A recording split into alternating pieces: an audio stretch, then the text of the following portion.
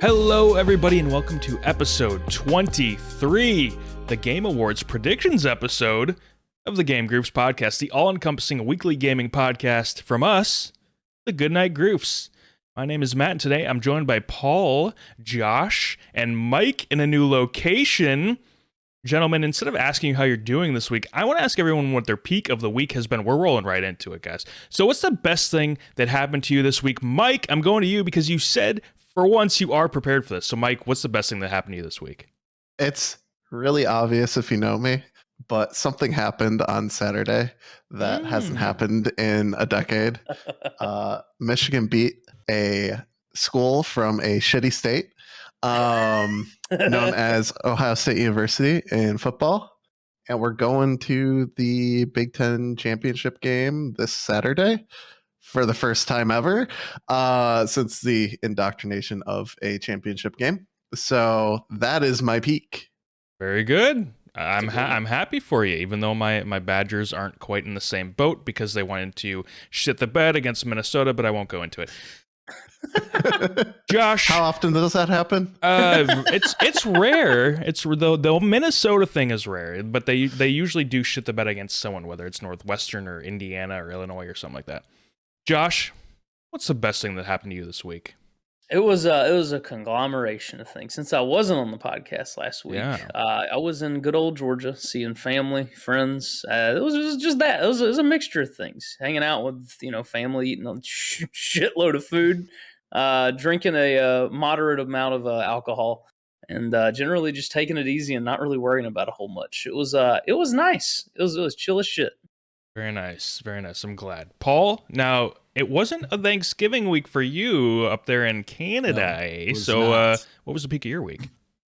Yeah, well, first, can I just for the folks at home, Josh, can we show off your shirt here because you showed it to me earlier. I really like it. Absolutely torqued, baby. Absolutely. Let the audio listeners know that Josh is wearing a black T-shirt with it looks like maybe a sturgeon on it that says "Absolutely torqued."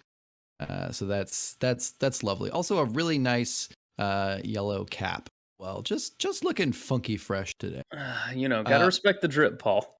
Respect the drip. We also got Bulbasaur with sunglasses there in Mike's background. Respect the drip. So yeah, clearly I have Charles Halloween here. Matt, you gotta get some stuff back there. I'm telling you right now. You know what? It's the old green screen. It works for me.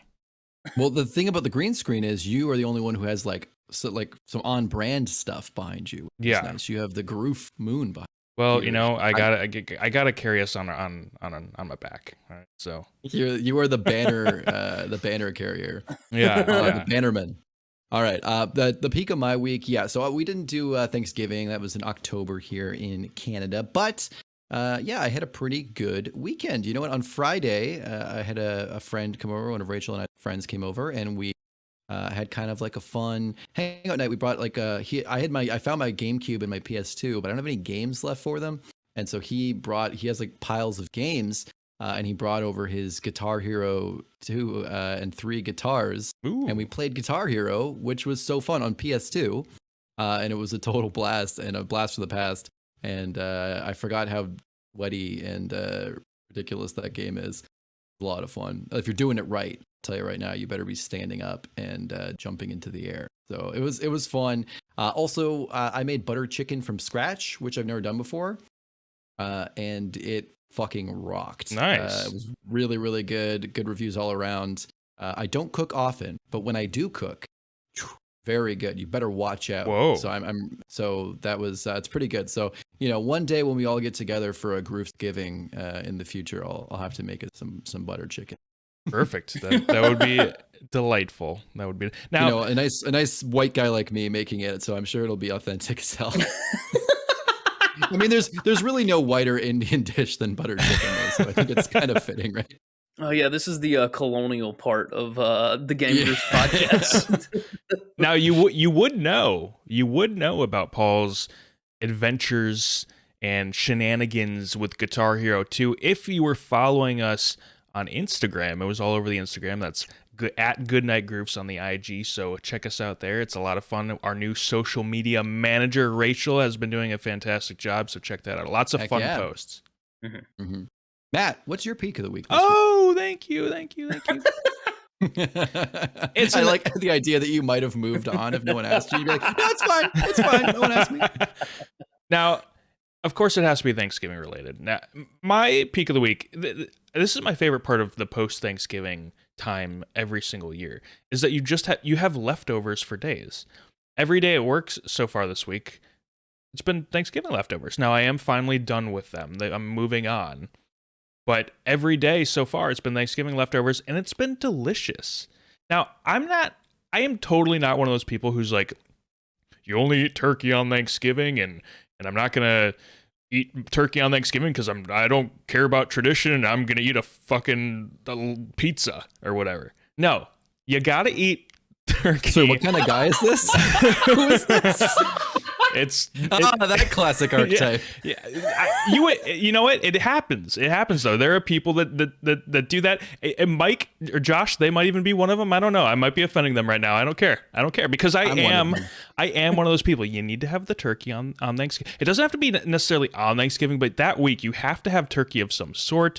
And you got to have some sort of leftovers. Hopefully, if you didn't go out for your Thanksgiving dinner, which some people do, if you didn't do that, if it's a home cooked meal, you got to have some leftovers. You got to have some turkey. You got to have some of the traditional stuff. And you know what? Turkey's not bad. Turkey slices, deli meat, it's good stuff. I don't care what people say. You're such a traditionalist. You know, I'm planning to do butter chicken again on Christmas Eve, and then Christmas Day.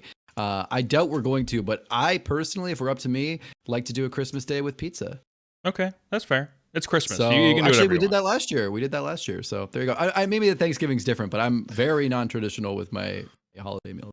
I am not officially going to retire the turkey hater character. I will bring him back at some point. Please do. Good. Not when we least expect it, like Arbor Day. But here's the thing about when I do voices or like impressions, I'll often do them really well the first time, and then I can never ever do it again. This is like a thing. Like I'll randomly break out into an impression, and it's like spot on. It's perfect, and I'll try to do it again, and it's terrible. I get the same thing. Matt, can you do the old lady who wrote in about how to get into gaming again for us real quick? No, we're not going to do that. We're going to move on. Trending topics. In trending topics, I give our panelists a choice between 3 search terms. They have to tell me which term they think got the most searches over the last 7 days via stats from Google Trends. We're going to play 3 quick rounds here. Round 1. We got to open it this way. There's no other way to open it. Jeff Keighley, Hideo Kojima, or Joseph Fares.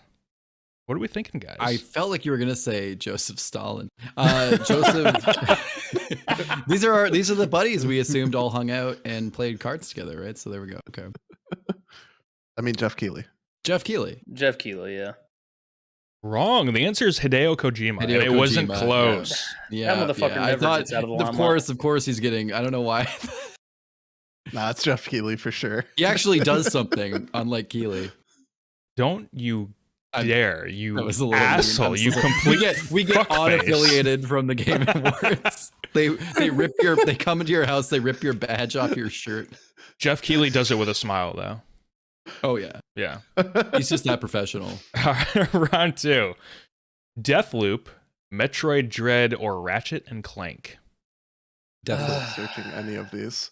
Metroid Dread. 2 Deathloops and a Metroid Dread. Sounds like a bad Halloween costume. Josh is correct. It's Metroid Dread. Hooray! Oh. Why? All right. Game of the year. That's why. It's the final round. The final round. No, it's not. Cyberpunk 2077 New World, specifically the game I specified, or Battlefield 2042. Ooh. Matt, can I really quick get a Keanu version of that? It's not gonna happen tonight. I'm sorry. Cyberpunk 2077. That's perfect. You. Thank you for taking up the slack there. No, you're Cyberpunk. Cyberpunk. Yeah, that was the best part of the conference. Okay, Keanu, you could do no wrong. I guess we just like this. Comes out, starts saying words, and everyone loses their goddamn minds. Let's go! Fuck, what was it again? New World, Cyberpunk, or Battlefield. What? 2042. I'm gonna say Battlefield 2042. I'm gonna just for the meme say New World. I'm gonna say New World. Battlefield 2042 is the winner. Well, it had to be one of those two. Yeah. They New just World changed just over. They just gave it to the whole Battlefield franchise. New World to literally the just 7 stuff. patched. Well, so did Battlefield 2042. They have 300 over fixes. 300. 300 fixes and literally 1,000 more to come. And still broken as See, shit. New World was basically just saying in their patch why they were doing things that were unpopular to the community. No way, really. They were justifying it. Kinda, yeah. Yep. So funny. Listen, guys, you think you do, but you don't. All right. Let's move on to our predictions for the Game Awards 2021. Now, this is probably going to be the bulk of the show. This is what we're all here for. If you're a first-time listener, this is why you're listening to this episode of the podcast. Hopefully you stick around, but this is why you're here. Now, before we begin, I do want to remind everyone that we are going to be co-streaming the Game Awards live on Twitch at twitch.tv/Goodnight Groofs. You can't spell that for some reason because it is a silly word. You can find it. Well, I was going to say you could find the link on the website, but then you couldn't spell the website URL either, so go fuck yourself. We'll be streaming it on December 9th. Their pre-show is beginning at 7:30 p.m. Eastern. Our pre-show is going to begin 15 minutes before that at 7:15 p.m. on December 9th. We are hyped up. I'm going to buy a bow tie. I am really excited for the Game Awards. Yeah, me too. All right, so now what we're going to do, we're going to go through our predictions for every single category, all 30 categories in this year's Game Awards. Now, if a panelist has a game that they want to win but don't necessarily predict will win, then they should feel free to mention that as well. We can talk about the categories a little bit, discuss our picks, whatever we want to do. We're going to start with the smaller awards, or at least the ones the ones that are less relevant to us personally, and we'll gradually work our way up to the big boys. And that's going to end with Game of the Year. And again, if we want to discuss picks, we can totally do that. All right, so let's get going. You guys ready? Oh, yeah. I have a request. Yeah. Oh, what's your request? Can we end with the best game of all time? Oh, yeah. Oh, my God. I'm not ready. Yeah, I'm not ready for that one. The golden joystick style. We can only do this once ever, though. So if we blow it, and best hardware of all time. That's also important to know. Look, I know I'm going to be trolled with that answer, so we're not even going to touch that. If Sonic comes anywhere near that answer, people are getting fired. Sonic Mania is like a pretty. It's a really good game. It's a really it's one of the. I'm not even games. trolling. Sonic Mania is really good. Yeah. Now, Matt, I'm with you, brother. Sonic sucks. First category. The best esports coach. Now, here's what we're going to do. We're going to go Mike, Josh, Paul, myself. Then we'll go Josh, Paul, myself, Mike. So we'll rotate that way. So we're getting. We can just keep the same order. I feel like I'm gonna keep forgetting. Okay, we'll do the same order. We'll go Mike. We're simpletons, man. We'll go Mike, Josh, Paul, myself. That works. All right. Best esports coach. Mike, take it away. So my pick is Andre Blade Horodensky from Natus Vincere for CSGO. They had a really good season. They made a lot of upsets this season from what I've seen. They won whatever the big championship for CSGO is. I don't watch what happened here is that Mike saw this list, and unlike me, who just through, you went and researched every coach and every team and I didn't do that. I researched a little bit. But my pick for coach was based off of my pick for player. We cannot spend this much time on best esports. Okay. So, they did well. Yay! I have nothing really to say about yank you off the stage, Josh. I gotta give it. All right. Well, here's my explanation. Gonna give it to James Crowder, the Atlanta FaZe, Call of Duty. Why? Just because he's from fucking Atlanta and that's my favorite sports teams. I don't know.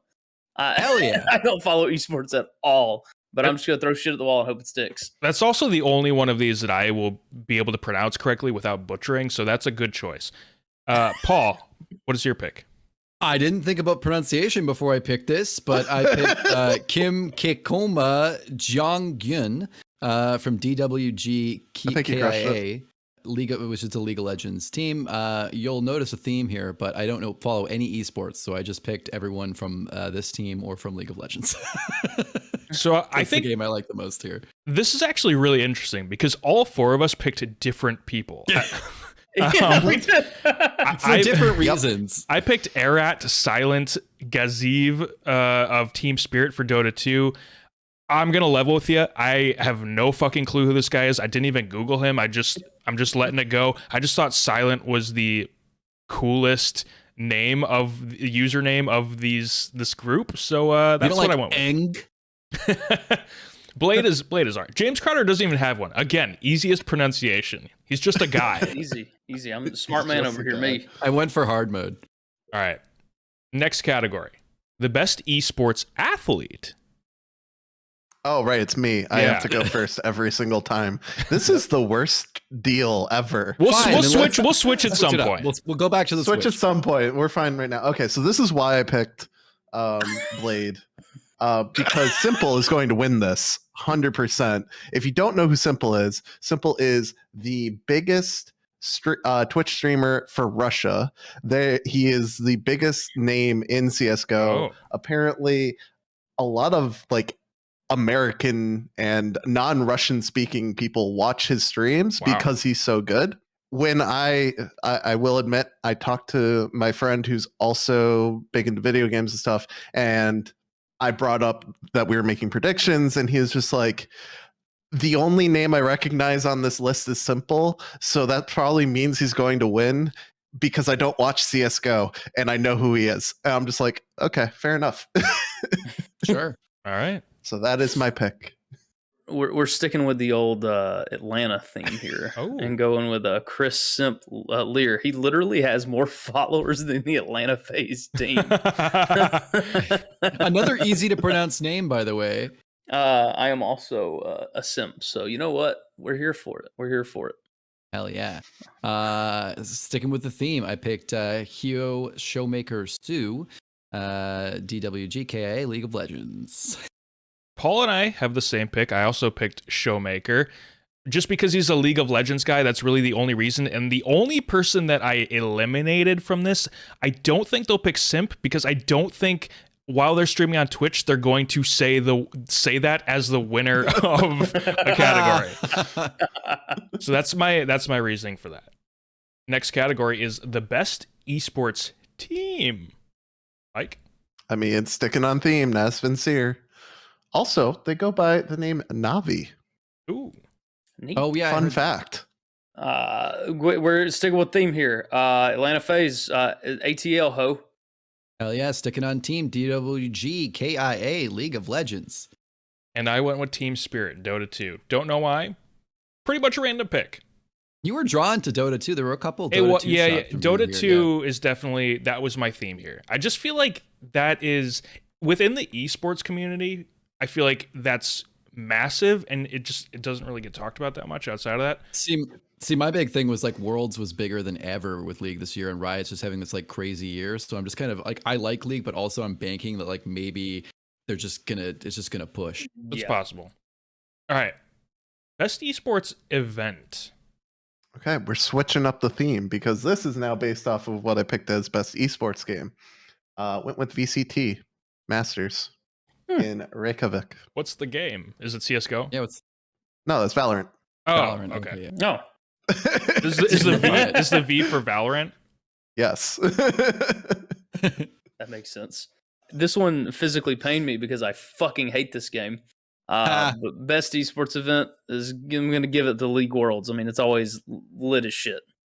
Yeah. I also gave it to Worlds. That's a big part of the theme here. Like I said, I just think we talked about on replay, it's fucking huge this year. So yeah. I went with the Dota 2 International 10 just because I know annually that is a massive event. It's always a big event. And so that's just what I went with. All right. Best esports game. Valorant. And my reasoning for this pick is because though League had a huge year, I think Valorant also had a very huge year, and League always has a big year. So I don't think relative to their usual year, this is more notable than Valorant's year to date. So that was my only reason from switching from League to Valorant. Again, pains me, but I mean, it's just huge. And it's honestly, even I actually have some fun watching League of Legends, and I fucking hate League of Legends. If I cannot reiterate that enough, like I hate Sudoku, but I'm going to give it to League of Legends.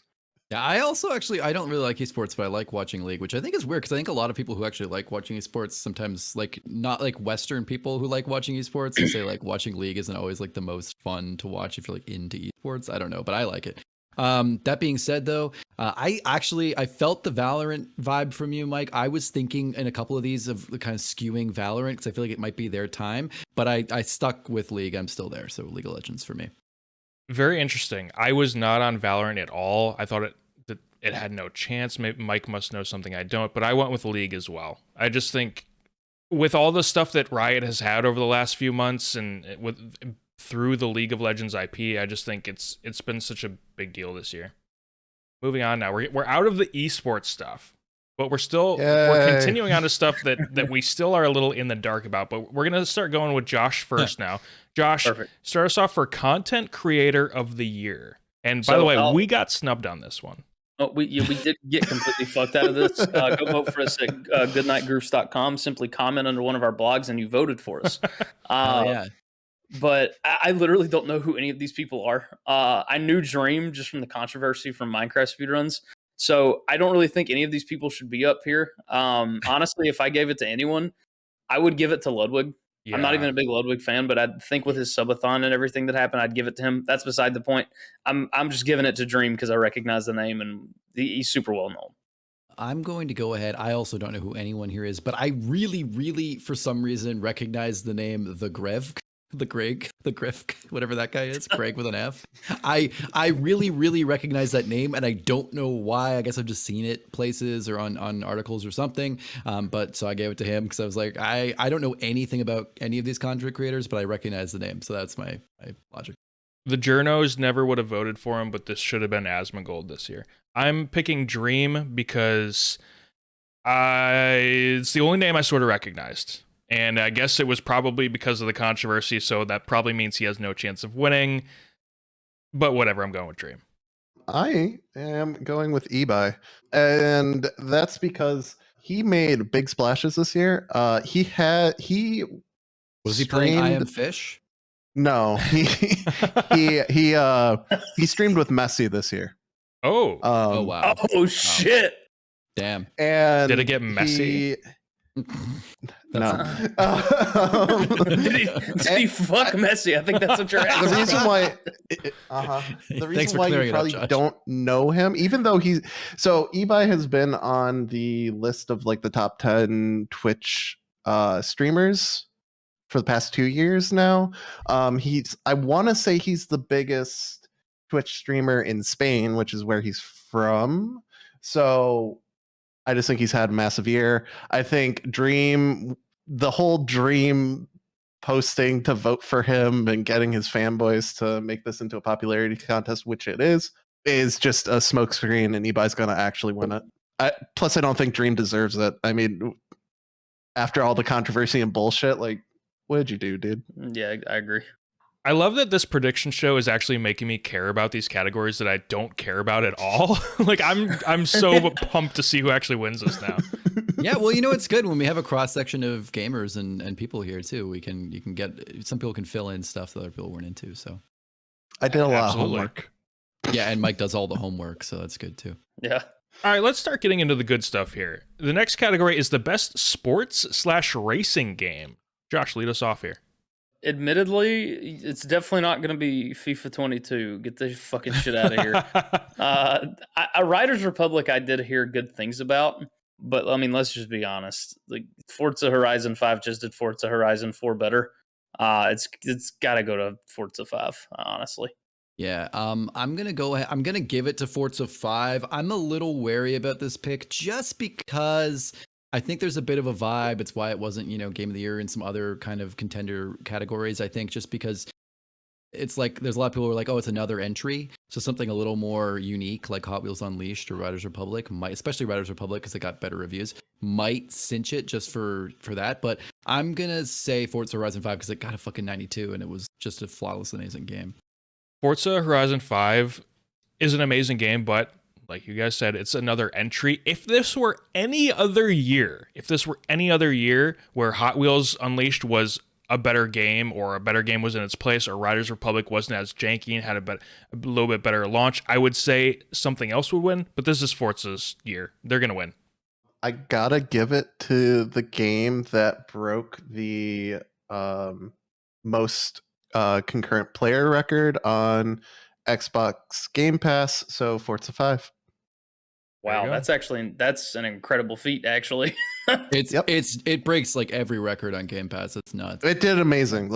Yeah. I'm gonna say it now, and I'm not gonna say it again. But it not being up for Game of the Year is a snub. I agree. I think so. Yeah. Because it's not just another entry. It is just another entry but in the landscape of the year and how kind of like weak this year was in games and how much hype was around Horizon 5. This is the year where unfortunately something like Horizon 5 would be Game of the Year could be Game of the Year because there's just not a lot else and it was great. Yeah. Yep. I think the statement of it's another entry is just like, really? Resident Evil Village is another entry. Like, come on, guys. Yeah, that's fair. I want to look more into it. I wonder if they always cap Game of the Year at 6 games, because I do think if they didn't, then obviously you would have had Forza and Returnal both in there. I think now we're getting into categories that it's going to start getting really interesting here. I think we're going to see some very different answers for things that are more relevant to our tastes. All right, best fighting game. So, what's funny is that I thought if Nickelodeon All-Star Brawl actually had sounds and voices and like things that made their characters stand out aside from design, it might stand a mild chance. That said, it's out of here. And Virtua Fighter 5 is tempting, but honestly, I've seen pretty good things about Demon Slayer's fighting mechanics. So I'm going to throw it to Demon Slayer. It probably won't win, but fuck it. I'll throw it to it. Why not? Yeah, I think that's a great answer. We talked about Demon Slayer for replay, and I watched a bunch of the reviews, and it looked really fun. Again, I know that you were a big fan of the anime too, so it definitely seems like a cool property. I'm excited to see more games in that universe. That being said, Nickelodeon All-Star Brawl obviously is the answer. Let's just give it up. No, I'm kidding. It's going to be Guilty Gear Strive. I have not heard the internet or like the websites I follow anyway shut up about Guilty Gear Strive all year. I've been hearing about it constantly.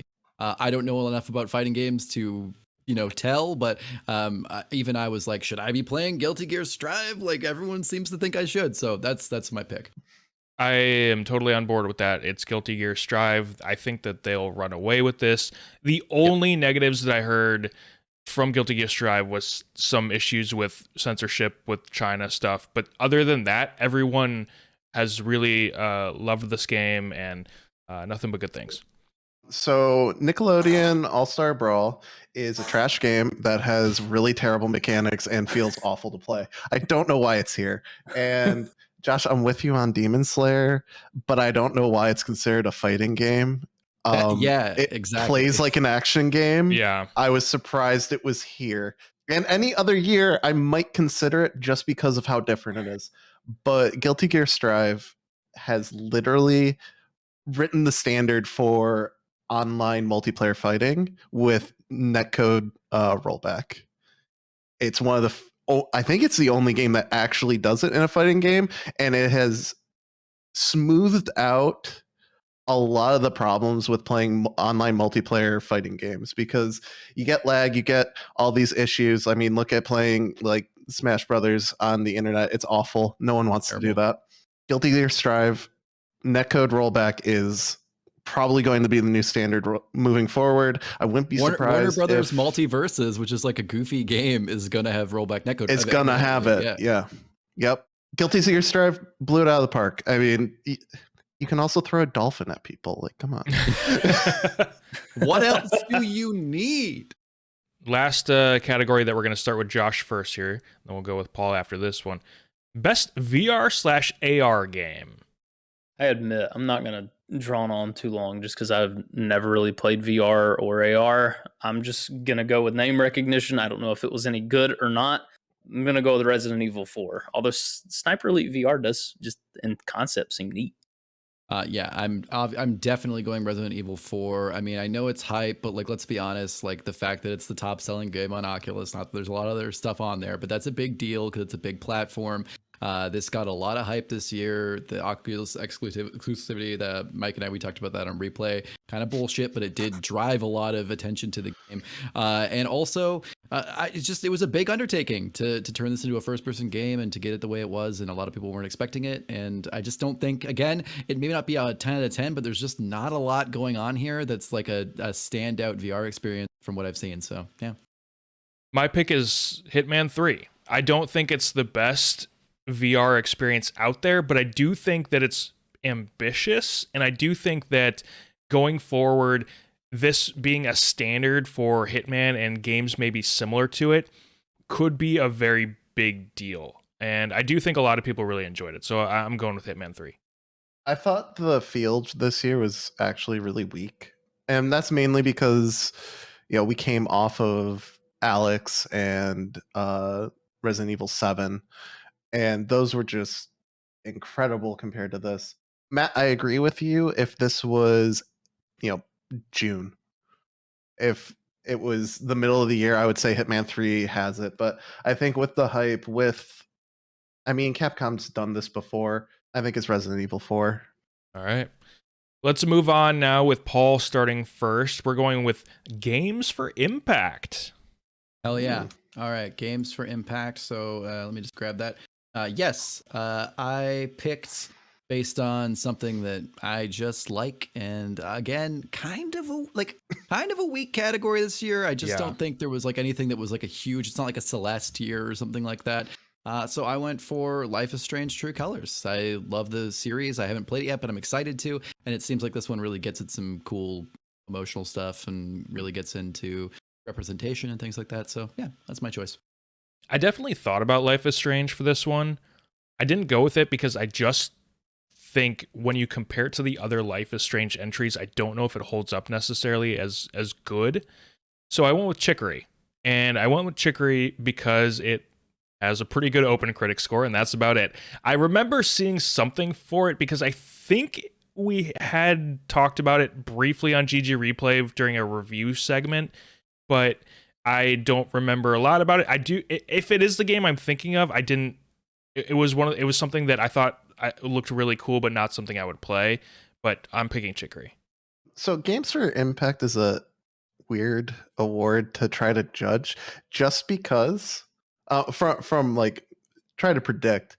Like without playing the game, you don't know the impact, right? Yeah. So I went with the only game that I experienced this year, Before Your Eyes, because it made me fucking sob my eyes out.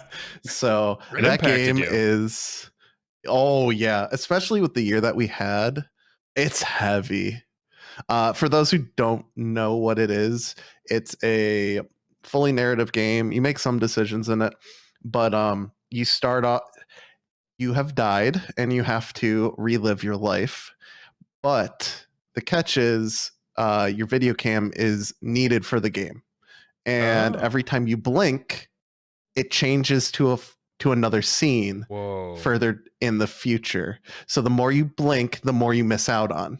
Whoa. Holy shit. And you have to I couldn't play this game. That's heavy. It's so heavy, and like you have to figure out what happened to you. And there's a part of it I was just bawling my eyes out. I don't know that it'll win just because it's a smaller, like it's an indie game, I'm pretty sure, but it had an impact. That's really cool. That's the kind of game that I hope in the future we can review. Josh. Again, I just kind of went with, I didn't play any of these games, but it's shocking. But I went with Life is Strange, just, based on name recognition, and I know they've had pretty powerful narratives in the past. Had I done more research, though, I probably would have gone with Before Your Eyes, because I'm probably going to play that. That just sounds fucking cool. That sounds badass. And had I known about that, I probably would have picked. Wait, really quickly, I just want to say, I did, just because we're talking about, I actually did play Boyfriend Dungeon, and I thought that was pretty cool. I didn't think it was going to win, just because I think there's some more impactful games. But I think the way they discuss things like, trigger warning, like sexual assault and things like that, and just like dealing with dating and relationships and abuse and things like that was really, really interesting. And it was just a cool mechanic to do like a dating sim that went to like a dungeon crawler. It was really unique. I don't think it's going to win for impact, but it's a cool indie game. The next award is Innovation in Accessibility, and I'm happy that this is an award now because it's going to incentivize, you can say developers don't really care about these awards. I think they really do still kind of care about these awards. It's going to incentivize it. It's going to give awareness to it. And I've said this many times. I use accessibility features in games sometimes just because it makes the experience more enjoyable. Like, instead of having to mash a button to open a goddamn door, I just hold down. It's just a better experience that way.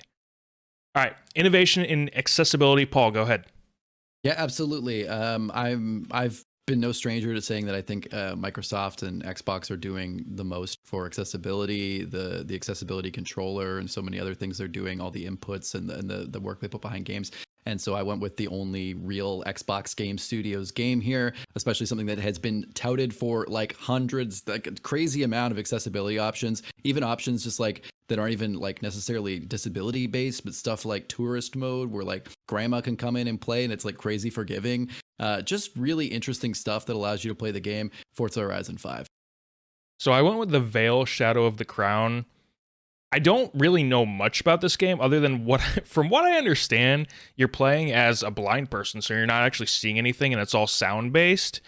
And I just think the idea, I don't know if this is even really the right category. I think this should have been more games for impact, because I think, it's putting you in the shoes of another person. I could also just be totally getting the game wrong, but I'm going with the Veil Shadow of the Crown because it sounded like it did something different. Although I don't know if it's in the right category here. So I was going to go with Forza Horizon 5, just because I know it's a big thing that Microsoft has been touting. But after I started playing Halo and saw all of their accessibility features as well, I'm just like, I've focused more on the innovation. And because of that, I also picked the Veil Shadow of the Crown because you are correct, Matt. You play as a blind woman, and there are limited to no graphics because of that, because everything is sound based. I don't know, the fact that a blind person could play that game, legitimately play that game, that's kind of nuts. So that's what I went with. I don't know that it'll win, but it sounds like I actually really want to play that game now. I didn't really know much about that. Sounds really cool. That kind of, to Matt's point, that sounds like a game for impact more so than it does in accessibility. I mean, it is accessible, but I think more so in games for impact, which is why I'm going with Forza 5. If Halo Infinite was on this list, I'd pick it though. Well, to agree with you there, Mike, because like even I play with like some of the colorblind options, like they just fit better. Like they work better. I don't know. I just feel like it'd work better. Credit to Microsoft for actually doing it. I feel like we should just get away from red and blue as colors. Yeah, probably a good idea. Like, I see a lot of streamers that aren't colorblind just using other colors because they like them better. It's just like, let's just get away from using red and blue in general. Like, we don't need to. Exactly. Yeah, unless it has like some story impact for some reason, then yeah, I guess just use other colors because it's going to be easier for everyone. Yeah. Especially with the way Halo is, like, it's just the overshield. It's not your armor, so like, why not? True. Next category is Best Mobile Game, and I'm glad we're starting with Paul for this one. Yeah, so I have a little bit of here's the thing, this might be for you, Mike, I might mess up your life, but earlier today I did change my answer for Best Mobile Game. I've updated it on my little spreadsheet here, but I had a last minute change of heart. I needed to do it. It's not changing anything else. I'm not changing anything else, but I had a last minute change of heart. And I'm going for, I initially said Genshin Impact, but I got edged out. I said League of Legends Wild Rift. I went with my heart. Yeah, this is a 2-horse race. This is between 2 games and 2 games only. Why Pokemon Unite and Marvel Future Revolution is even on this list, I don't know. They don't belong anywhere near this list. Matt, Future Revolution is a full-scale MMO with all of your favorite Marvel characters on it, except there's a button that plays the game for you the entire time. So, but whatever. What's wrong with Unite? Yeah, I agree. What's wrong with Unite? I agree. It's not a bad pick. I just think it probably whatever. Okay. I was going to say my true answer was going to be because it has really predatory microtransactions, but my answer for this category is Genshin Impact. Want to follow that up? Now, however, yes, Genshin Impact has a lot of microtransactions, and yes, it can be predatory. But gameplay-wise, it was fairly revolutionary as a mobile game, and specifically the way it does crossplay. I just think, I don't know, it's a legitimately really good action game on mobile, and so because of that, it's Genshin Impact for me. So here's why I'm not picking Genshin Impact for this. Genshin Impact came out last year. I think the new kid on the block, League of Legends Wild Rift, is going to take it because Genshin Impact came out last year, and their anniversary was a complete and total bust. So, ooh, yikes. Here's my problem with that. With League of Legends, I do think they definitely have a chance to win. That's why I think it's a 2-horse race. But there are other good MOBAs on the phone. Like Wild Rift maybe is the best one, but there are other good ones. Like Wild Rift. Okay, but is there any game like Genshin Impact on the phone? Not really. It's kind of alone. No, but yeah, I agree with what Mike said, though. That's my reasoning. I initially said Genshin Impact, and then I just felt like, well, pardon the pun, but the impact is kind of lost. It's a little old news, and I think people have kind of like, oh, that's out. That was great. That was great last year. Nah, they had a big year. They had a big update this year. All right, Josh. I'm with you, Matt. I'm going with Genshin Impact. I mean, look, while it's obviously doesn't all revolve around me, I don't play mobile games that generally think they're shit and not like aimed at me, but I fucking love Genshin Impact. And it's like been the one mobile game I can just put on the phone, just chill out, and it's legitimately fun to play. So while League is the new kid, I still think Genshin is just like legitimately one of, if not the best mobile game out right now, even if it's super predatory. I think I wish the thing about Wild Rift is it makes me wish I could enjoy playing mobile games more, and maybe with a controller I can really get into it a bit more. But I will say it's like a better version of League. They streamline a ton of the mechanics, and the games are only like 15 minutes long. So it's like a lot of the shit that you hate in League of Legends is way more. So it's better League. That's what I'm saying. It's better League. It's cleaner, quicker. Honestly, I think you should check it out, Mike, because a lot of the things you don't like about League are fixing this. Again, there's like the chat's like less like toxic. There's less chatting going on. It's got a lot of it honed in really nicely. It's just unfortunate it's only really on mobile, and be something I'd enjoy playing on PC as well. Something to consider then, because maybe. Yeah. That's sort of what attracted me to Pokemon Unite, is it's sort of a dumbed down MOBA. Yeah. All right. Yeah, that's why I like HOTS. That's why I like Heroes of the Storm. Good point. Yeah. Next category, best community support. I went in and I said, listen, this game came out with a lot of fanfare. It was shit. And they've clawed their way back 5 years later, and they are lauded as being heroes of game dev. It's No Man's Sky. So I'll be honest, I don't know if this means best support from the community or best support for the community. I don't actually know. For the community? Okay. Well, I didn't read into it. But I'm sticking with my answer. My answer is Final Fantasy XIV. Mike, go ahead. That was my follow-up. That's my run-up. I think that's a good one. I'm gonna echo Paul's words. This game started off shit and then came back, and the devs are noted as heroes of game devs of Final Fantasy XIV. Yeah. I mean, just the devs coming out and apologizing over a delay. Are you kidding? Like a 2-week delay at that. Yeah. Like in a world where game delays are a dime a dozen, for them to actually show like they care, and they've been pretty vocal about a lot of things with the game.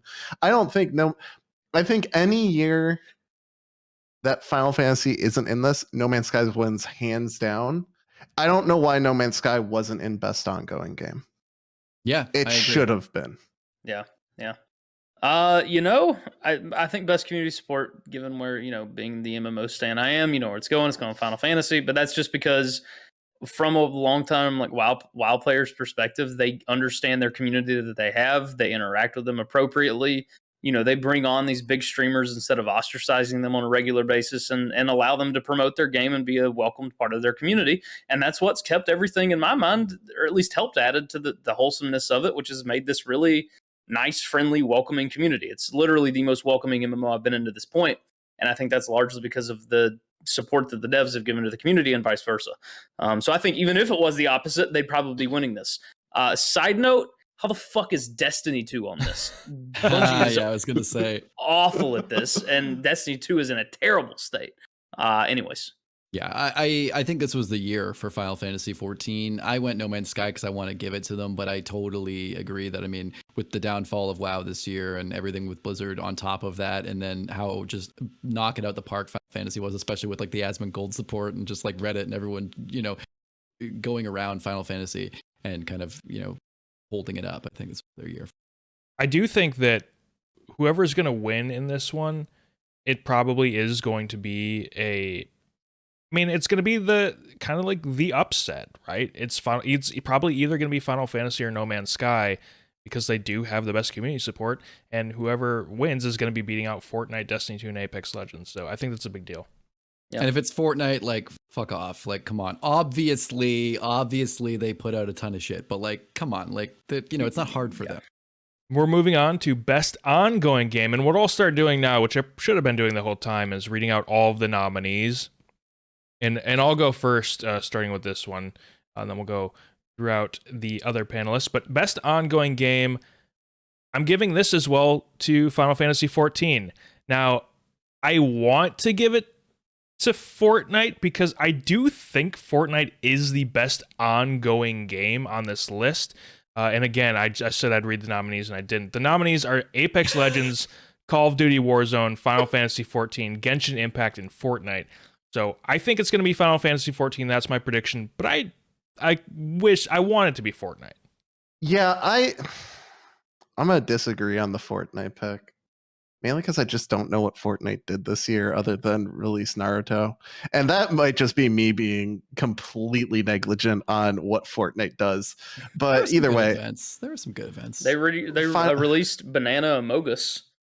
Yeah, we also had Ariana Grande concert with a giant Ariana Grande stepping on you. So that was a thing. Oh,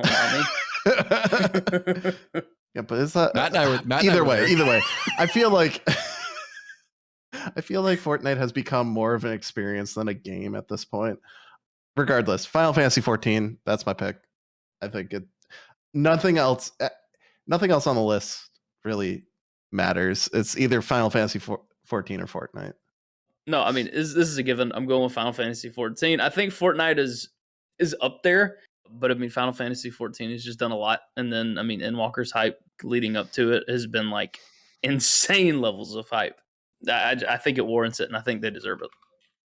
A real surprise to everyone here, but I'm going with Fortnite. I'm a huge Fortnite stan, obviously, and listen, like I just think they did it. I think they were the first ongoing game to really, be an ongoing game to this level to really kind of start this off, and I also think that they are just doing it best. Now, I think that this was a bit of a weak year for Fortnite, but that being said, I think with Chapter 3 coming in just a few days. Maybe that's not going to be put into consideration, but I don't know. I feel like we're just on the cusp of something. And Final Fantasy had a good year, but I don't know. I just think it's a Fortnite win, so I'm going for it.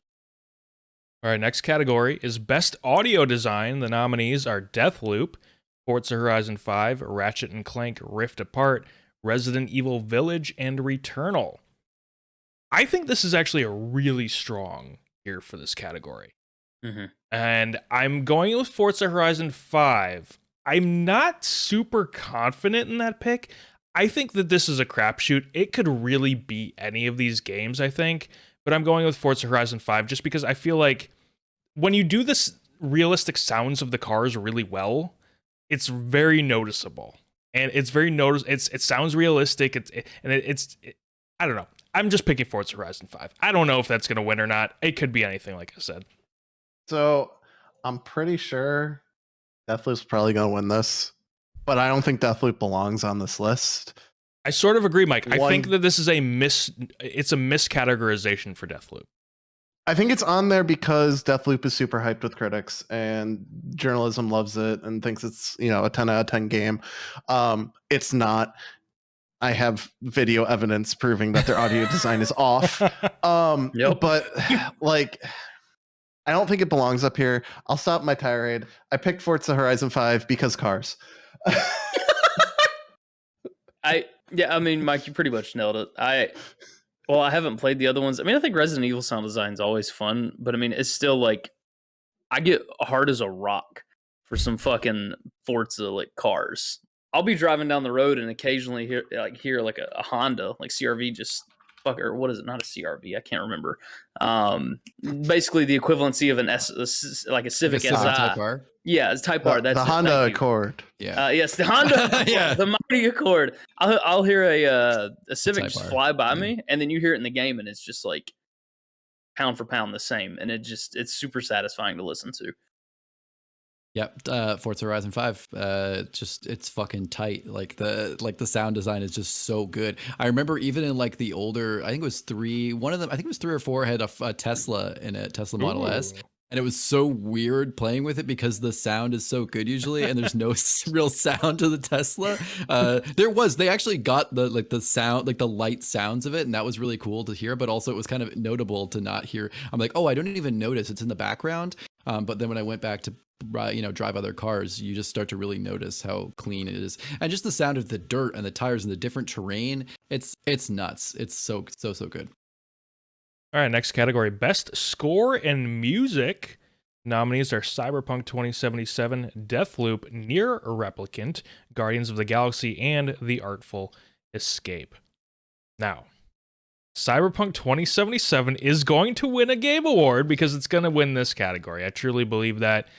If you think everything about Cyberpunk is terrible, that's fine, but you can't disagree. The sound or the score and the music were fantastic. This absolutely should win this category. I think it will. If it doesn't, it's only because of the stink on the game as a whole. But I think it's Cyberpunk. The reason why Cyberpunk won't win this category isn't because it's bad. It's because there's better, and that better is Deathloop. I mean, if you watched my review, you already know what my answer is. So I gotta stick to my guns. I called it months ago. Deathloop's going to be best music score of the year. And this is where I got to come in and say, I appreciate y'all's opinions. Oh. But look, Nier Automata did the same exact thing.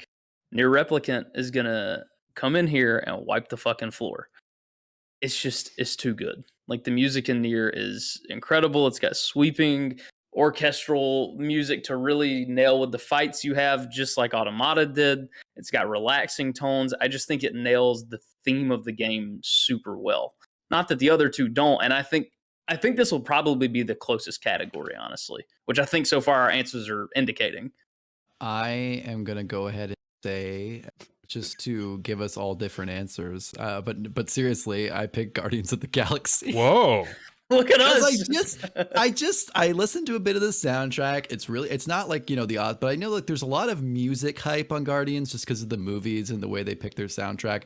Obviously they're like the licensed music they use. I think in the game there really isn't that. It's more like, just like generic-y kind of rock, but it rocks pretty hard. And it was cool. And I think there's some cool emotional beats in that game that the music really kind of lends itself to. I haven't played it, but that's just like the vibe I've gotten from seeing some gameplay. So I'm just throwing it out there, an upset, Guardians of the Galaxy. All right. Next category, Best Art Direction. The nominees are Deathloop, Kena, Bridge of Spirits, Psychonauts 2, Ratchet & Clank Rift Apart, and The Artful Escape. Out of all 30 categories in the Game Awards this year, I think this one might be the biggest runaway for one single game. If the votes were public, I personally think this would be the biggest runaway. It might even honestly be unanimous. Yeah, of course, there's always going to be some crazy person out there. But it's Psychonauts 2. They're going to win this category. It's not going to be close. That's what I think. Yeah, I'm going to agree with you. I recently watched a video by probably my favorite YouTuber of this year, Noodle, in which he talked about how Psychonauts 2 is the best game this year. We'll see if I agree with him on that, but he mentioned a lot of the art stuff, and he focuses a lot on art because as an animator and artist, that's what he's going to focus on, and music as well. The art direction is just so good. They took all of the old models and just made them better. They made them make more sense in terms of color palette. They made the color palettes less ugly, and like they just improve so much, and it's so creative how they're able to take literally, you have a world that's just hair. How do you do that? Like, I'm sorry, that's too much. So yeah, Psychonauts 2, no question. Yeah, well, I've never played either Psychonauts. I mean, just looking at them, like it's clear, like Psychonauts 2 is gonna run away with this thing. I think Ken is really pretty, and I think in any other time it may have a chance to run away with it. I just think Psychonauts is just too good. Yeah, I think Kena looks good. I mean, I think Ratchet and Clank and Artful Escape, I wish could have just been a bigger thing. I was really, really hyped for it for a couple years, but I mean, listen, it's going to be Psychonauts 2. Besides maybe one other choice, it's like one of the most unique games to come out this year. All right, the next category, Best Sim/Strategy Game. The nominees are Age of Empires 4, Evil Genius 2, World Domination, Humankind, Inscription, and Microsoft Flight Simulator.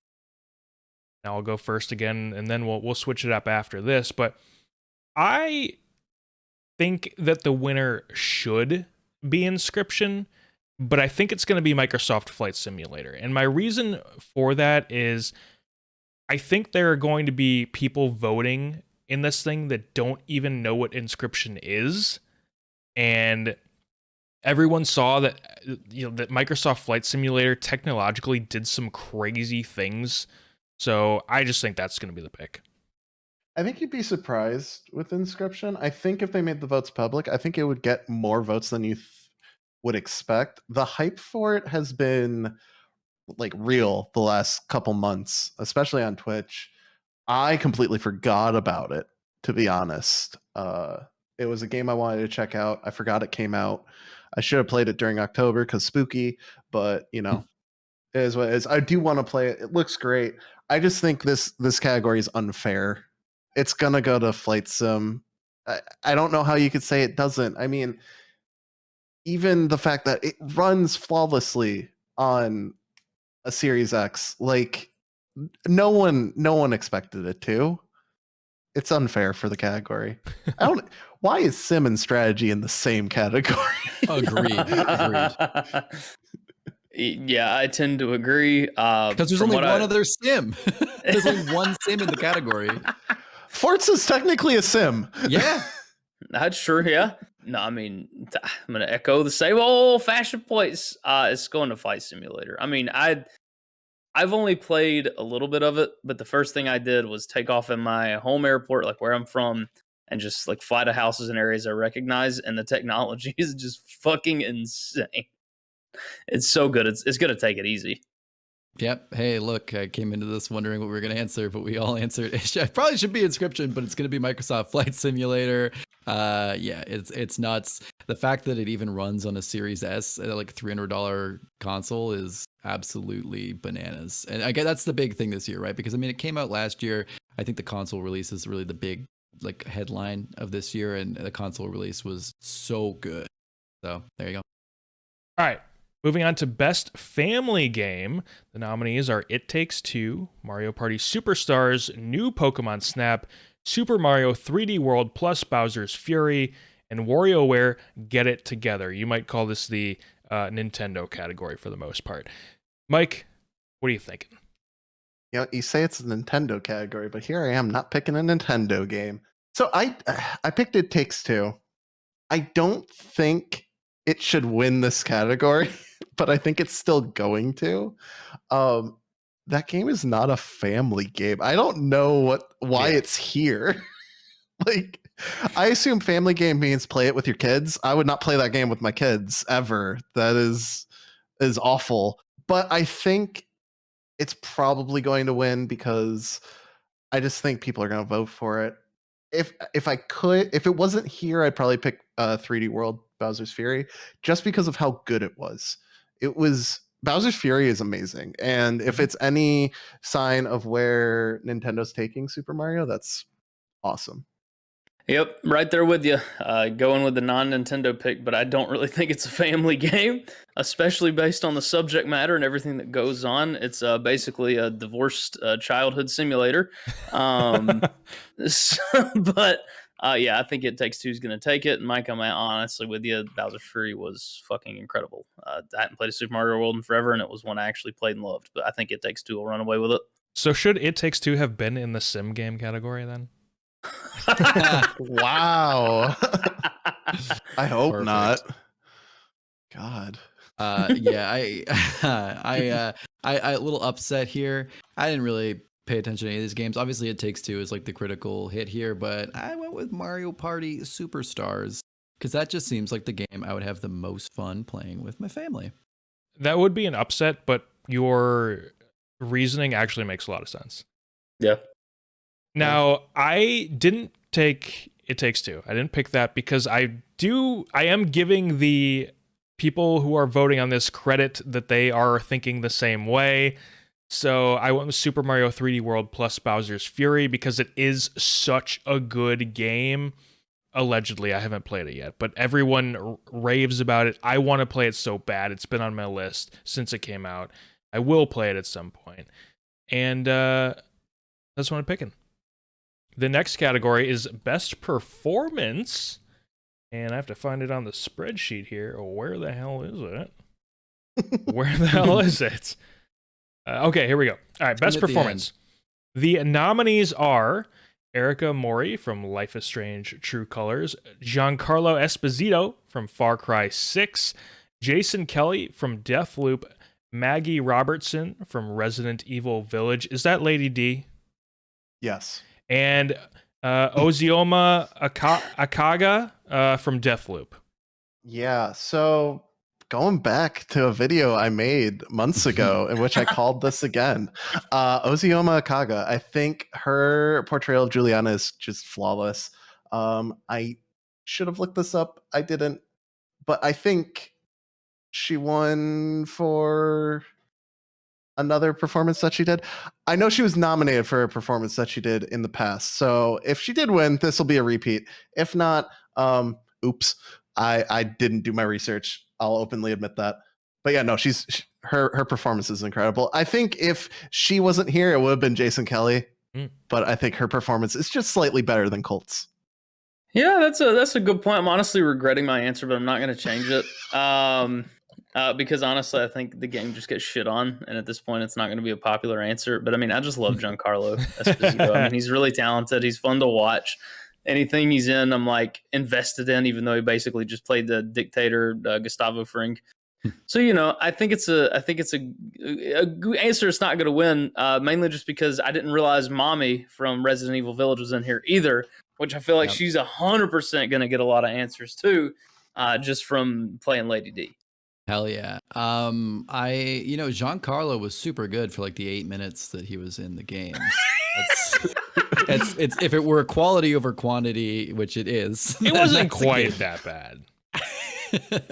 But yeah, I mean, obviously, I not obviously, but I really feel like it's Deathloop in some way or another. I kind of thought you might pick Ozioma, Mike, so I picked Jason Kelly. So there we go. Just kind of throw it Colt's way. I thought he did a really good. I thought her performance was more nuanced and a little, probably a little better. But also, I don't know. He was fun and he was the headliner, so I just think he might kind of get a vote just for being kind of the protagonist. I also think this is a 2-horse race, and I think it's obviously the two Deathloop characters, and they're both so good. I think it's going to Ozioma, but I could totally see Jason Kelly getting it as well, just because he really did bring a really neat brand of comedy to the game. But I think it's Ozioma. And I think to your point, Josh, that if the Game Awards had been like 6 months ago, then this would be a different race with Resident Evil Village in there. But the problem is, even with these people in here, I think people just forgot about Lady D now. They're moving on. Yeah, she was a meme for a little while, which is unfortunate. It was. I don't know that they're moving on. I would not be surprised if she wins this category just because mommy vommy. So All right. Next category is Best Narrative. This is Deathloop, It Takes Two, Life is Strange, True Colors, Guardians of the Galaxy, and Psychonauts 2. So I haven't played this game. I haven't seen this game. And I haven't seen it because I probably will play it at some point because I played the first one. I didn't play the second one. Life is Strange, True Colors. I picked it because I just don't think Deathloop has a good story.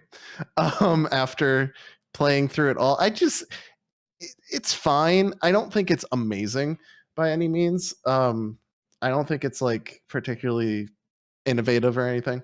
It Takes Two, I think, my personal opinion, they fucked up the ending. We'll talk about it later. Well, hopefully not too in depth.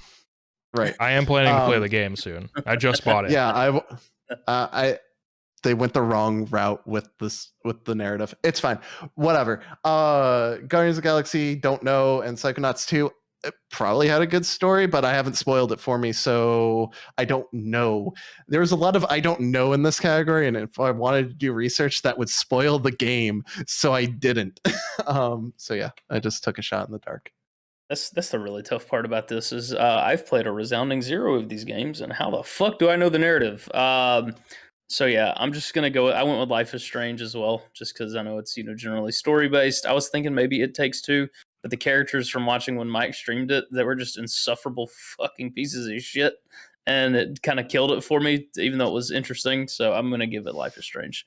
I am honestly, as a Life is Strange, like pretty big fan, I am shocked that either of you gave it best narrative. I really just don't think that they're ever I love these games, but they're just usually not like critically the best narrative. I wanted it to be Life is Strange True Colors. That's my want pick. Also, I think Guardians of the Galaxy might actually have one of the best narratives, but here's my thought, and this is a pure strategy choice. That Deathloop is for Game of the Year. Deathloop is a critical darling. Deathloop is on like half the lists, half the nominations here. It's not because the gameplay's super sharp. It's definitely because of the vibe. And I mean, not saying that the story is necessarily good, but I think critics think the story is good. So I'm gonna go ahead and throw it on Deathloop because I think they're just gonna give it away to them. I think that's a pretty good line of thinking. My pick for this is actually It Takes Two, just because it does a story that you don't ever see in video games, and it has character relationships that you so rarely see in video games, and so that's why I'm going with It Takes Two. I just think it's an interesting story that hasn't really been told in this medium much before. The next category, I'm excited about this one. This is Best Independent Game. 12 Minutes, Death's Door, Kena Bridge of Spirits, Inscription, and Loop Hero. Mike, we'll go with you first, and then we'll move to Josh after that. Yeah, 12 Minutes was an amazing game. I think it's probably Game of the Year material. No. Really? I think for me personally, having played 3 of these games, seen a review for one, and want to play another, for me, I think it's a 2-man race between Loop Hero and Death's Door, and I think Death's Door wins it. Personally. I feel the same way, really? Matt. I'm having the same reaction as you right now.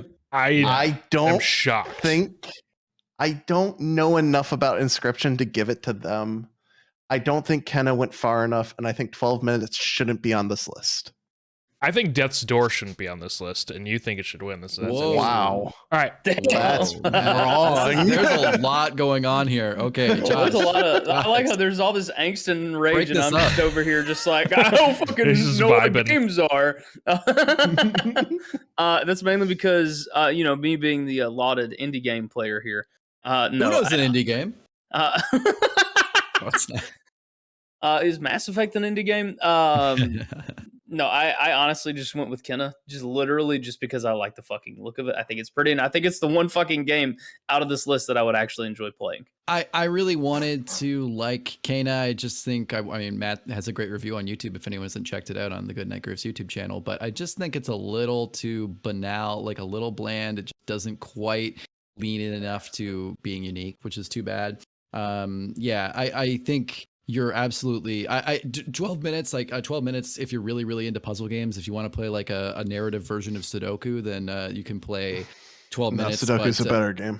I thought, James McAvoy and Daisy Ridley were wasted talent. Weird game. I'm going to go ahead and say I wanted it so bad to be Death's Door because I think that looks like such an interesting, refreshing, cool take on like Dark Souls. I think it looks awesome. I don't want to play Dark Souls, but I want to play Death's Door, and it's high on my wish list right now. That being said, I'm giving it to Inscription because the hype is here and the hype has come back around. It came out, like you said, Mike, people kind of weren't talking about it too much, and now it is full steam ahead, and I'm just throwing it there. Look, maybe I went too far. Maybe Death's Door does deserve to be on this list. However, here's what I'm going to say. Do not at all be shocked if Loop Hero wins this category. I think that's a real possibility here, but I do think my prediction is Inscription. I think it got hot. It got really hot at the right time when voting was happening. And I just think that it's it's a little bit different. I know Loop Hero is too, but Inscription just feels super different. And I won't be surprised. Honestly, I won't be surprised if either win this category. I'll be surprised if I would be blown off my fucking chair if Kano wins this category or 12 minutes. But yeah. I think 12 minutes might get like the weird, just because of the VA, they might get a little bit of talk for that. I think it's Inscription. I don't think so. We're going to Josh first this time. This is from Best Multiplayer Game.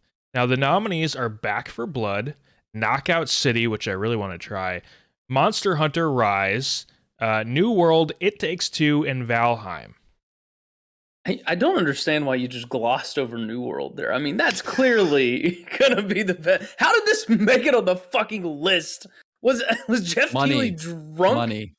Oh my god, that's got to be it. Jesus Christ, because this New World was ass trash. Anyways, Bezos is like, Keighley, you're putting this on the fucking list. New World from 1 to 30, best multiplayer. Anyways, I'm going with Back 4 Blood. I have not had that kind of fun in a multiplayer like action shooter game that wasn't like a competitive like Halo style shooter in a long fucking time. It's the perfect spiritual successor to Left 4 Dead, and I just think it's really fun. It's good. It didn't get too repetitive like Left 4 Dead did to me, and I feel like it's earned it. It is a damn blast. Yeah, I feel you, Josh. I'd actually love to play some more Back 4 Blood again too, because I know we were kind of playing a bit, but then Halo happened, and we get a little distracted from that. But yeah, it was a lot of fun. My want for this category is Back 4 Blood. I think it was just the right time for them to come out with this. It doesn't feel like another zombie game because there hasn't really been anything like this in a long time. And even though it's basically just, modern Left 4 Dead, it's been enough time that's something novel. However, my answer would be It Takes Two. I don't even think that really belongs on the list of best multiplayer game. It's kind of a weird description, but not that it's incorrect. I'm just saying like, it's not, it's a lot of like online multiplayer games. This is, I mean, it's like a lot of like not massively, but team-based games and like open world games. And this is a little different. But that's why I think it's going to win, because it's a little different. So I'm going for that.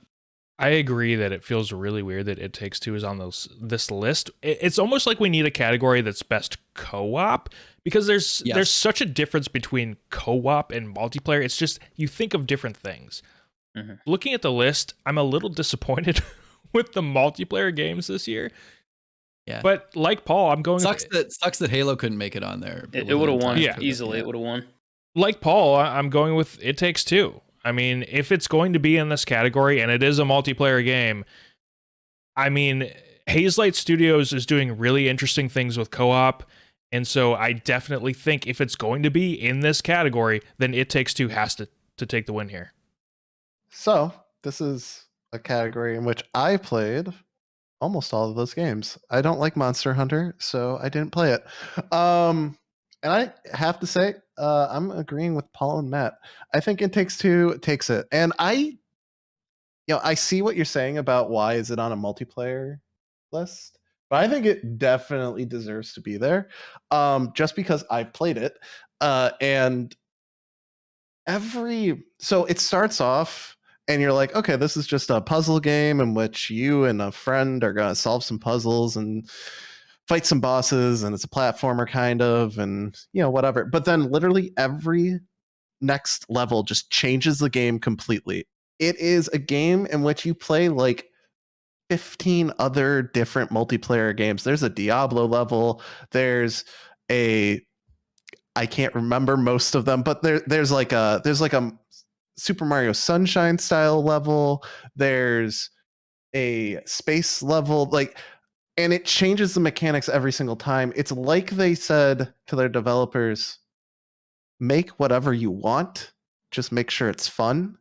You get this little world. Here's the theme. Go have at. And honestly, it was the best multiplayer experience I had. I think Valheim is pretty close. Yeah. I think it's between It Takes Two and Valheim at this point. Back 4 Blood is good. I just don't know that they're going to give it to something that's basically Left 4 Dead. I just don't see it. Yeah. Valheim's multiplayer experience was kind of bad for me. I didn't really enjoy multiplayer. I enjoyed solo more. But yeah, It Takes Two. I think it's gonna win it. Real quick here, credit where credit's due. EA allowed Hazelight Studios for these two games. They're co-op games. 2 players play them. Only one person has to own the game. I mean, that's I meant amazing. to say that. Yeah, I meant to say that. Amazing. And it's only like $20. Yep. All right. Next category is Best Debut Indie Game. The nominees are Kena, Bridge of Spirits, Sable, The Artful Escape, The Forgotten City, and Valheim. I actually really think that this is, I wouldn't say it's super strong, but I think all of these games are really interesting at the very least. Josh, go ahead. Yeah, I mean, I think I'd have to throw this one to Valheim. I admit, I don't know. I know about Kenna, I know about Valheim, and briefly heard of Sable, but for the most part, I don't really know as far as the other two go. But I mean, Valheim, when it released, I mean, the hype around that, it exploded. Like AAA levels of hype, exploded. It was, it was breaking records through the roof, and I don't know how well it's really held on to that hype now, because I actually never bought it or played it, but I just knew it held on to that hype. People were excited about it. People were excited about the cooperative play. And I think that at least gives it a chance. I think it's probably won't win, but I'm going to bank on that initial hype that it had, and hopefully it carried. Josh, you need to check out The Forgotten City. It's basically an indie Bethesda It's a Skyrim game. mod. Yeah, it started as a Skyrim mod. Oh. You would love Forgotten City. It's really cool. It's a Skyrim mod that turned into this cool roguelike kind of adventure RPG thing. It's like a Roman ancient Roman time travel thing. It's kind of cool. And it's on Game Pass if you're on there too. So really cool. I'm gonna have to look at that bad boy. Yeah, I was surprised you hadn't heard of it because that's a cool one for you. All right, yeah, Matt. God, I'm so excited for this one. This is such an interesting one. But I will say, as much as I agree, it's not necessarily that it's strong, but they're all interesting. But I mean, so listen, we got Kena Bridge of Spirits, very interesting game. Like I said before, I think it's kind of bland. Sable, I wish Sable was different. I wish Sable was better at what it was trying to do. It was so close. I don't know. I'm really, really excited to see more from what these devs do. I'm really, really excited to see them, take more of Mobius's artwork or do something like this. There's great building blocks here, and I'm a huge fan of the spirit of Sable, but it's not an award winner.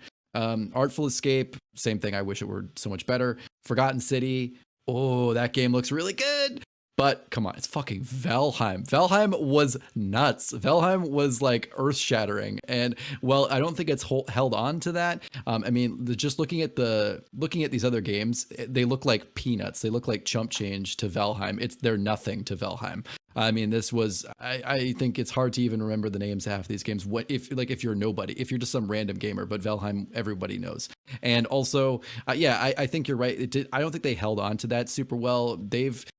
they haven't really crazy expanded. They've not really put a lot into like pushing out DLC. They're doing it at their own pace. And I mean, not saying be it on their head, but like a little bit, they're going to deal with the repercussions of that however they're going to. But in terms of the term debut, Valheim, easy. Yeah, I think it's Valheim.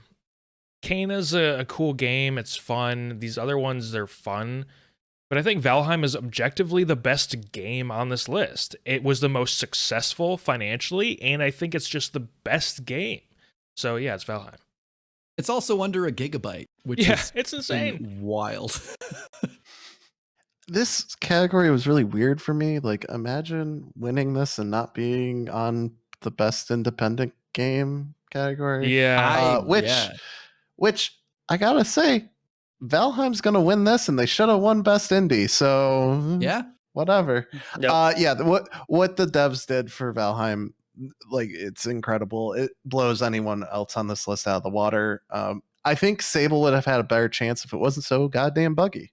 So exactly it. That's exactly. Yeah. So Valheim. Starting with this category, we're gonna go with Paul first. This is Best Action Game, and the nominees are Back 4 Blood, Chivalry 2, Deathloop, Far Cry 6, and Returnal. Paul, take it away. Yeah, I liked Back 4 Blood as we talked about, but listen, I've really not played a lot of action games. It's not my main genre. Because it got snubbed so hard everywhere else, I'm saying Returnal. This is the Returnal thing, right? Like, listen, they're not in Game of the Year. This is their category for their game genre, and I think they're going to win this because they have to win something to throw something to the Returnal fans, and I think I completely agree. This is the Returnal category. This is the one that they're going to be... Not that they don't deserve it, but this is the one that they're going to be handed because they weren't a Game of the Year nominee. So yeah, this is Returnal. I'm a big fan of games that feel like they're ending and then suddenly there's more game. And Returnal did that for me. So I agree. They got snubbed. I think most of the internet agrees that they got snubbed. They're going to be given this category as we owe you one, but they deserve it. And I will agree with y'all, but I don't know how this one got an action game, so that's just kind of why I'm going with it. I'm going Back 4 Blood. I genuinely think the fact that it was so fun and the fact that I think it recaptured a lot of that Left 4 Dead magic is going to be enough to kind of push it over the top. I love Josh's answers that are just like from the heart. All of Josh's answers is like, I love this game the most, or like this looked coolest to me, which is, I think, like a great way to do it. Now look, just unironically how I voted.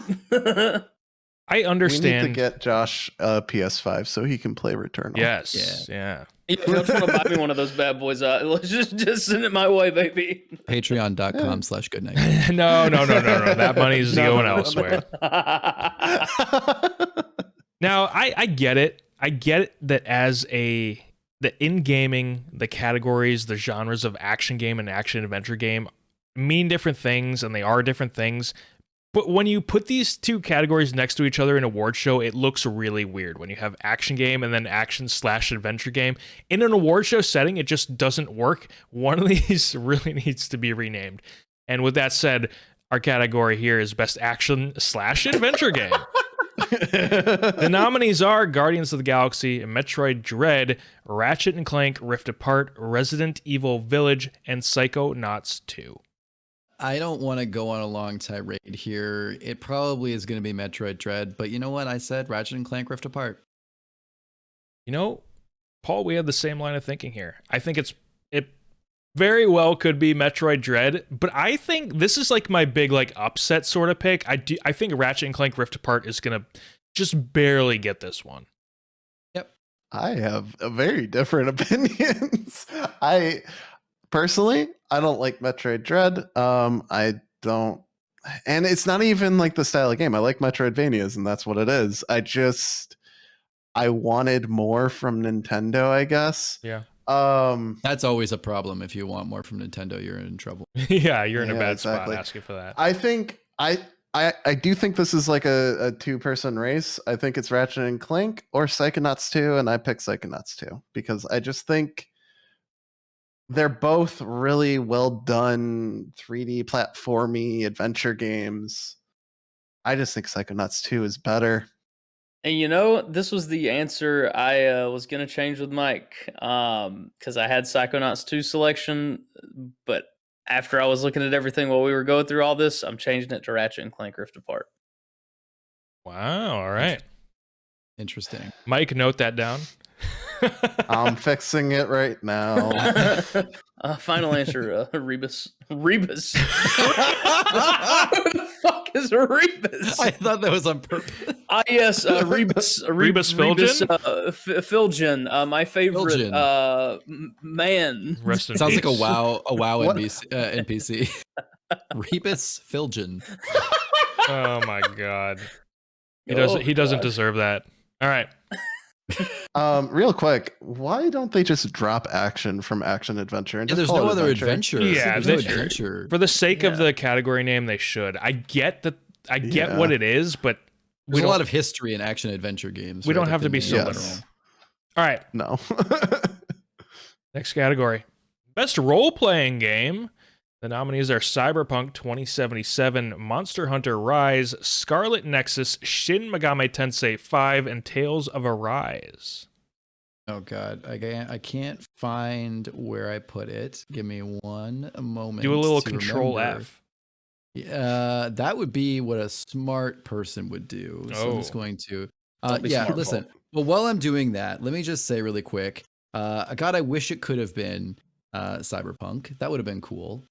But alas, I just don't think it was that way. So you know what? I think, but it was for me. It really seemed like just looking at scores, it was probably somewhere between Monster Hunter Rise, Scarlet Nexus, or maybe Shin Megami Tensei 5. I said Monster Hunter Rise because everything I've heard about that game just seems like it's a real standout in its genre and in Monster Hunter. So I went for Monster Hunter Rise. Also, the fact that there's a crossover with Sonic helped. Oh, That one God. Yeah. So, for a year where there's no Final Fantasy and there's no, like, big name RPG entries in, like, long... There's only one Western RPG here, which Yeah, is pretty yeah. crazy.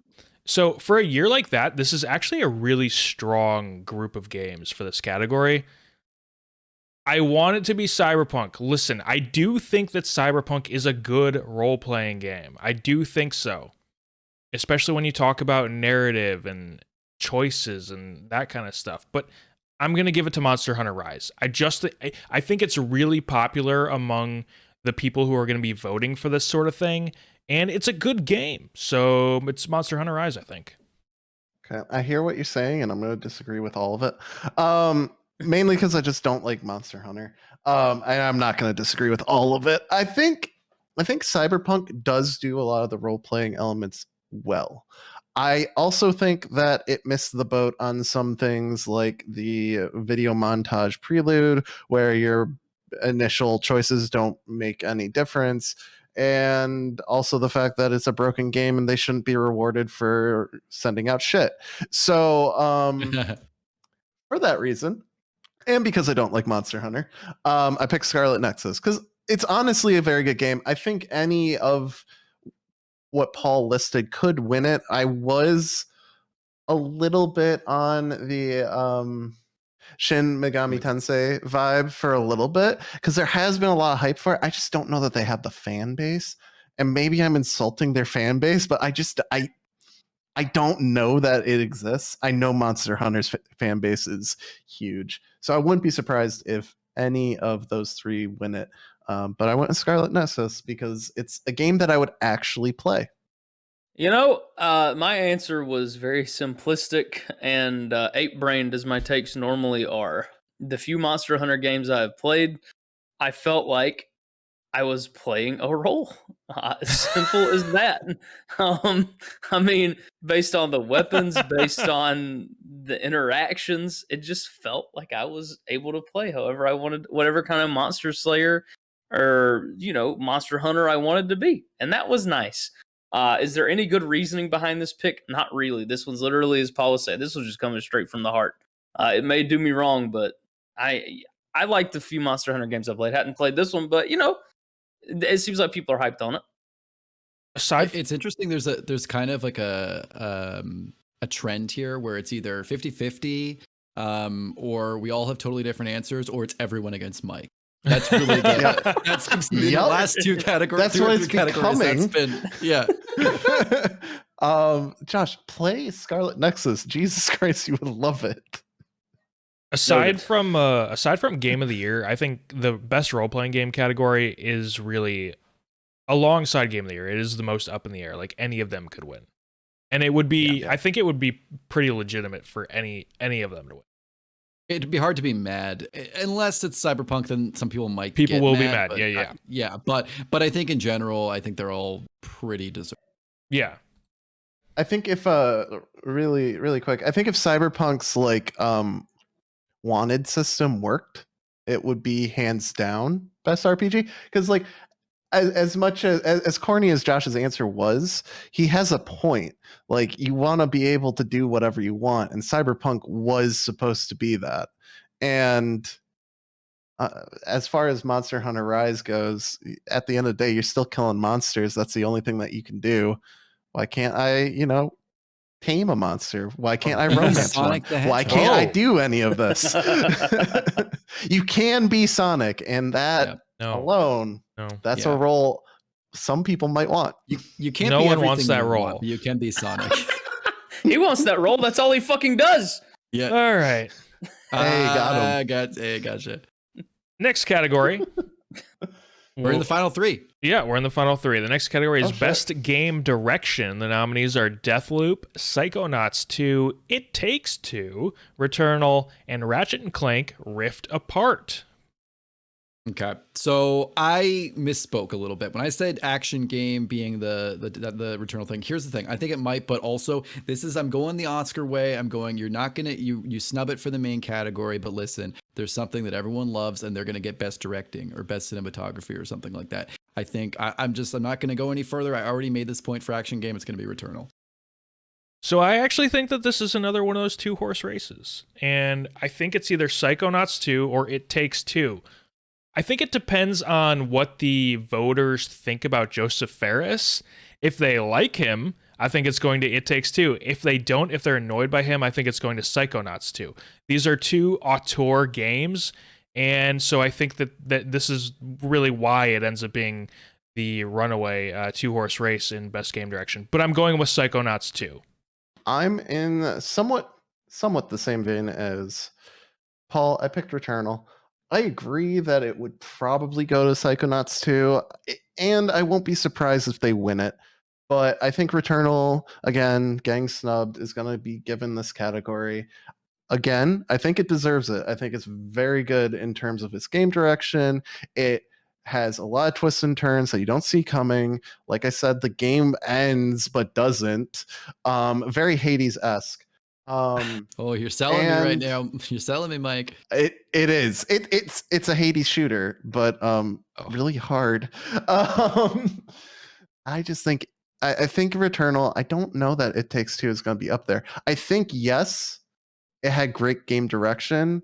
I can't give it to it for the narrative. I just can't. Yeah, I'm gonna give it to It Takes Two. I just thought that It Takes Two is the interesting, unique, and I liked it a lot. I thought you were going to say, I just thought that It Takes Two. I don't know. Awards. I gave it to two different categories. I mean, I think it's just everything I saw on it and everything it felt like couch co-op without the couch. And I think to me, that's something that's been lacking. And if games could take better advantage of that, you could maybe leapfrog into something new, and I thought it was doing something unique with that. That said, I think Returnal will probably take it, but fuck it. I think It Takes Two is unique and maybe has a chance. Overall, this is a really strong category. Aside from Ratchet & Clank, I don't think Ratchet & Clank really belongs in this category, but other than that, all these games, the direction, so good. I'll go first for the last two categories here. Now, this next one, most anticipated game, I think the vote for this is going to be so incredibly split. I have no idea how it's going to go. I really just voted. It was purely a guess, pretty much. The nominees are Elden Ring, God of War Ragnarok, Horizon Forbidden West Breath of the Wild sequel, because it still doesn't have a fucking name, and Starfield. I went with Starfield. I just think if the votes are going to be super split, I think Starfield is going to end out just barely on top. Like, it might be split, and then Starfield has one more vote than the second place, and everyone's pretty much jumbled together in the same amount of votes area. But I just think Starfield just barely will come out on top. I mean, I think it's unfair because the game should have come out this year, but it didn't. So I'm giving it to Elden Ring. I don't think we've seen enough of any of their games listed to actually be hyped for them. I know Starfield has started their PR marketing spiel, but I've also seen not great takes from the one that just released with Todd Howard. I know, Matt, that you liked it, but I've seen a lot of people that are just like, this sounds like a narcissist interviewing himself in the mirror. It's just the game excites me, but Todd Howard talking about it in the way that he did in that interview is a lot. Listen, I'll let Todd Howard lie to me for hours. I love it. Yeah, pretty much. He is daddy. Baby. With that said, I think it's Elden Ring. I think hype for Elden Ring has reached critical mass at this point. And I mean, it won it last year, right? So let's just do it again. Yeah, my problem with that is that I think like voters might be they might be split. Like, there might be some voters that just are like, I'm not gonna play Elden Ring. Like, it's not that kind of game for me. Josh, go for it. As much as I would like to see Starfield do it, because I mean, I'm gonna play the fuck out of Starfield.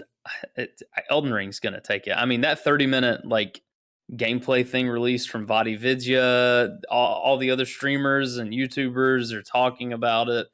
It's reaching critical mass. It's blowing up. It's boiling over. And I think E3. Somebody take the lid off that pot. It's the pressure cooker is about to explode, and oh no, souls are everywhere. No, I think Starfield post E3, if you were to judge this award now, Starfield would probably take it. But as it stands, I think people are still waiting to see more. And I think Elden Ring, it's just like, they know what the game is. Everyone's just ready to sit down and play open world Dark Souls. I mean, I'll just echo. I mean, my God, the hype on Elden Ring is critical. I mean, let's talk about Game Awards. First off, Keeley himself has the biggest boner in the world for Elden Ring. Like, it's insane. Like, the way he was crying on stage when they were like announcing like the trailer for it last year. It's nuts. At Summer Game Fest. But yeah, listen, I mean, I've watched so many reviewers and streamers and stuff on YouTube, doing the trial, doing like the demo stuff, and just being like, this game's perfect. I want it now. My only complaint is that I can't play it now. Like that's what everyone's saying. Basically, listen, yes, I agree with you. You're saying, Matt, it's not everyone's type of game, but it's a lot of people's type of game. And it's like being touted as like the perfect one ever. Basically. Whereas the thing is with like Starfield and some of this other stuff, even after post E3, I think there's gonna be a lot of people who are like, oh, is this gonna be another Fallout 4? Is this gonna be something? And I think even after it comes out, it's probably still gonna get stuff like that, maybe a little bit. And some of these other games are gonna be great in what they are. But God, Elden Ring, it's just like anyone who is remotely interested in Dark Souls is like losing their mind right now. And of course, if we listen to the Golden Joysticks, Dark Souls is the ultimate game of all time. So, it's obviously a pretty big fan base. Look, this is going to sound weird, but it's sort of like, if you're on the same wavelength as me, you'll totally understand it. But my reasoning is, because I was very close to picking Elden Ring, I think that the Breath of the Wild and Elden Ring vote is going to split itself. So that's why I don't think so. I don't get that. That's interesting. The only reason I don't think so is because like Dark Souls has a very dedicated fan base. Like Dark Souls 3, even to this day, has like violently populated multiplayer servers. I agree, but so does Skyrim, and so does Fallout. I just kind of wonder. Yeah, I mean, but that's 10 years ago. I feel like Breath of the Wild very much has a tendency to be a split game, a very partisan view on things with that game, and I feel like that's probably taken away a lot from it, because I saw Breath of the Wild on this list and laughed out loud. So. Yeah. Well, I don't know how you have an anticipated game that doesn't have a title or literally anything. Finally, Skyrim 2. You gotta have something you're excited for on Switch, right? Yeah. It's like, I will say someone this, get Matt, excited for Switch. I'm gonna say it now. I think I disagreed with my friend yesterday. I still want to disagree because it's fun to be a contrarian sometimes. I think he's right. I think Starfield shows something at the Game Awards. I think we might actually get like gameplay or something. Please. I would love that. Because the game I'm most hyped for is Starfield. Why would Todd Howard post a video of him circle jerking like a week before the Game Awards? Well, I am hoping to God. It's like people are forgetting what I look like here. I better. It's possible. I hope so. I just think we're still a little too soon, but I hope so. I'm thinking that 6 months It comes out next year. They have a release date. I think they're going to do the thing where they wait till the 6 months out. They've only announced it early because it got leaked and talked about, but I think they're going to do everything way too late. All right, guys, let's do it. Let's move on to category number 30, Game of the Year. All right, here are the nominees. Deathloop, It Takes Two, Metroid Dread, Psychonauts 2, Ratchet & Clank Rift Apart, and Resident Evil Village. All right. Now, there are two that I hope win on this list. And I like Joseph Fares. I like what he's doing. I like what I want EA to be rewarded for these sort of things. I hope It Takes Two is a real contender here. I hope Psychonauts 2 is a real contender here. They were patient. They were very patient for the sequel. It took a long time, but it was good. It didn't disappoint. However, I'm sticking with Deathloop. This is what the critics loved from the very beginning. They've loved this game from the start. Now, the only thing that I think could sway the opinion, we saw how public opinion swayed Battlefield 2042. And when it was being first reviewed, it was in the 80s on OpenCritic. As soon as the game came out, it is now in the 60s. Okay, so that's how much public opinion swayed critic reviews. I think that could have an effect here on the votes for Deathloop. However, I think behind closed doors in anonymous voting, they're going to go for Deathloop. I think I agree with you, Matt. But I cannot on good conscience pick Deathloop as Game of the Year. I think I completely agree with you. I think the critics are completely wrong. The fact that, side note, they released a patch for Deathloop to fix their AI because their AI wasn't responding to gunfire, which I pointed out in my review. So, anyways, I think that last year was, it upset some people.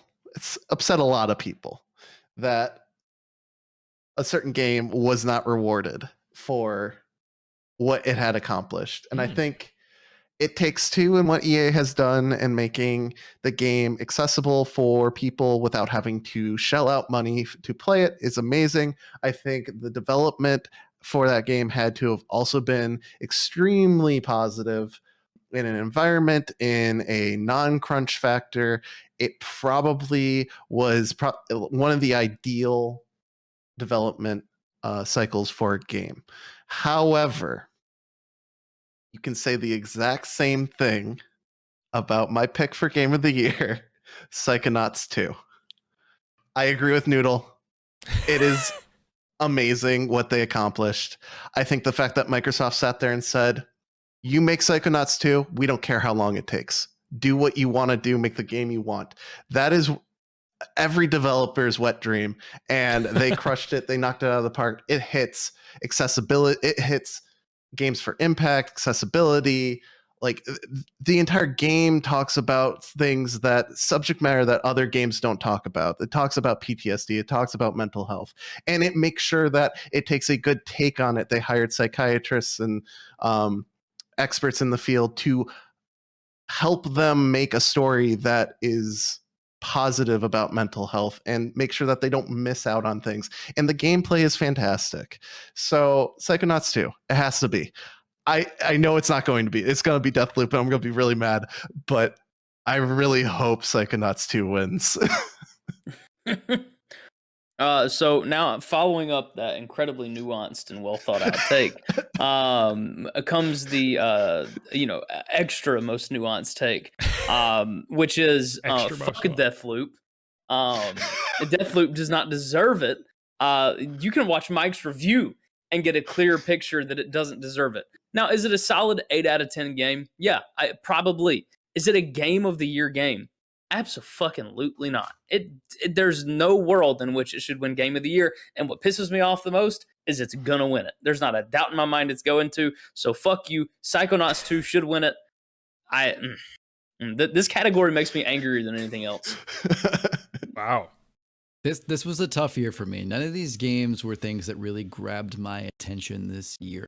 I'm going to echo what some of you guys said. I'm not going to beat around the bush. Psychonauts 2, I think, is the most deserving, unique, and interesting game this year. I think it fell under the radar for a lot of people. I'm skeptical about it winning. But that being said, my pick for what is going to win Game of the Year is Resident Evil Village. All right, bye guys, I'm out. That's it. Really? Wow. Yeah. That is they won the golden joysticks. I compared some other ones. I've looked at like golden joysticks compared to Game Awards. Often like when they're pretty similar, except when Resident Evil or Dark Souls is out, and then the golden joysticks always give those to them. So honestly, I don't know if it's actually going to win, but I'm just thinking like, if there's I'm just thinking like some of these games are so split, like you said, so many, it's like people are going to be, should I pick Deathloop? Should I pick It Takes Two? Should I pick, and I just feel like maybe a lot of people might be like, well, it's not going to go to Resident Evil, but like, at least I won't split my vote. I don't know. I just feel like it's like a weird upset. It's weird that it's on there, and I'm putting my money behind Resident Evil Village. Although I think for the record, Psychonauts 2 deserves it most.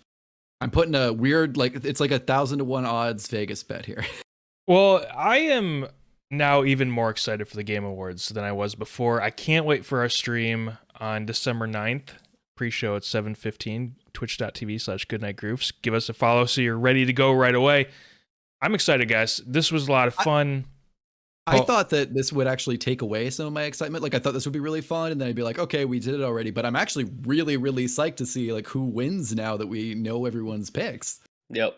I agree. And since we're pushing 2 hours, let's get out of here. Before we go, though, we're going to do the Groof Awards. So before we go off to get ready for the Game Awards co-stream, each panelist is going to give away their own original award to any game that released this year. Now, I'll start off. I'm giving the award for the biggest hack job, and that is to New World, unfortunately. Oh man, Mike, the origins of Game Groofs and the first Cash or Trash, and all three of you picked New World, and here we are. I know, and all three of us bought it, which is pretty depressing. Anyways, that's all in the past, thank God. My game award that I made up right before the show started 2 hours ago. Best game that shares a name with a fast food chain. Sonic Colors. no. Okay, well, I'll just jump in and say, you took my joke, so I'm gonna pick a different backup award. My joke was gonna be teaser trailer that got me most excited this year, and it was the new Sonic Team game trailer that we got in May. Why? But it actually, I'm not even joking, it did get me pretty excited. But that being said, I'm going to pick a stupidest fucking game that I loved this year, and it's I Am Fish. All right. I like that. That's a good award. Excellent. Mine is the Daddy Came Back award. Halo left us for a while there with Halo 4 and Halo 5, and now it's back from the store after its long trip to get cigarettes, and Halo Infinite is here to stay. Perfect. That's a great award. It even kicked its drinking habit. Real proud of it. Oh, he doesn't even ask you for money. Well, he doesn't ask you for money to come home, but he asks you for money a lot while he's there. Yeah, that's true. He does. And he expects a lot of. Hey kid, you got a quarter? You got to make all A's to get just a single hug from that dude. Got to do some weird shit that's not even relevant to the situation. Yeah. Well, thank you guys so much for joining us here on the Game Groofs podcast, the all-encompassing gaming podcast from the Goodnight Groofs. If you really like the show, we encourage you to check out our Patreon at patreon.com/goodnightgroofs, where we currently have 3 different tiers available. Any and all support is greatly appreciated and will go a long way in improving everything here at the Goodnight Groofs. The $3 plus tier will get you access to this show, Game Groofs, 2 days early, so you're getting on a Friday instead of Sunday. And a special shout out to all of our patrons currently supporting us in the $5 plus tier. That's Ishmael S. and Rachel S. A round of applause for them, please. Wow, Matt, you're telling me. So listen. I spend $3 on coffee sometimes. Yeah. I'm going to Starbucks. I'm spending $4 or $5 on a latte in Canada anyway. I'll tell you. So listen, you're telling me I spend $3 right now. I could listen to this show on a Friday, and that could like boost me for the day as opposed to drinking my fresh cup of Joe. Perfect, absolutely perfect. Great way to put it. Throw that one latte a month out the window. Instead, listen to this podcast. You get the jolt 4 times a month instead. It's like 4 lattes. The value. And you're getting it early. All right. We also ask that you take a couple minutes to drop a 5-star review on Apple Podcasts or leave a like and comment on the YouTube video. Everything helps us right now. We're in growth mode. Everything helps us. Make sure to check out goodnightgroofs.com. I was in growth mode. Never mind. Oh, no. Oh. Make sure to check out goodnightgroofs.com for all of our content, where you'll find this podcast, GG Replays, Southern Fried Groofs, game reviews, and more. And don't forget the live show. Go to that on December 9th, 7:15 p.m. Guys, any last thoughts? You can always go fishing. You don't even need a license. Oh, that'll do it for us here today. Gentlemen, I don't know if that's good. We are not. I didn't say it was good advice. Did I say it's good advice? I already listen forgot. to the man with a fish on his shirt. Come on now. It'll be all right. Thank you guys for joining us here on this predictions episode. I hope everyone is now excited for the Game Awards. Thanks for joining me. Take care, everyone.